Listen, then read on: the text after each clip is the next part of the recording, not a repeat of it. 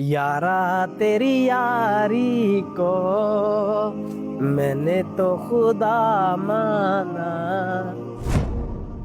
আসসালামু আলাইকুম রহমতুল্লাহ। সম্মানিত ভাইরা, নিশ্চয়ই আপনারা ভিডিওটা শুনছেন দেখছেন। এই ভিডিওর মধ্যে যে আলফাজ যে শব্দ কোয়া হয়েছে, এটা আমরা গানের মধ্যে অসংখ্য এলা গান আছে যে গান শুনলে শিরকি আলফাজ, যে শব্দ শুনলে আমরা ইমানের খাতরা, যে শিরকি গুনাহ হয়, যে গুনাহ তওবা ছাড়া মাফ হয় না, তওবা ছাড়া মাফ হয় না। আমরা নর্মালি দোয়া করি, দোয়ার মধ্যে যে আমরা যেটা গুনাহ মাফ চাই বা নর্মালি আমরা কোনো আমল করলে আমলের মাধ্যমে সগিরা গুনাহ আমরা বহু সময় মাফ হয়ে যায়।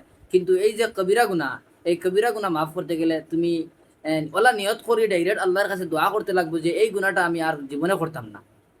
এলকো আমরা মানুষ বহুত ইলা গুনাহ করি, যে গুনাহ মৌত পর্যন্ত বহুত মানুষের আই যায় কিন্তু তওবা নসিব হয় না।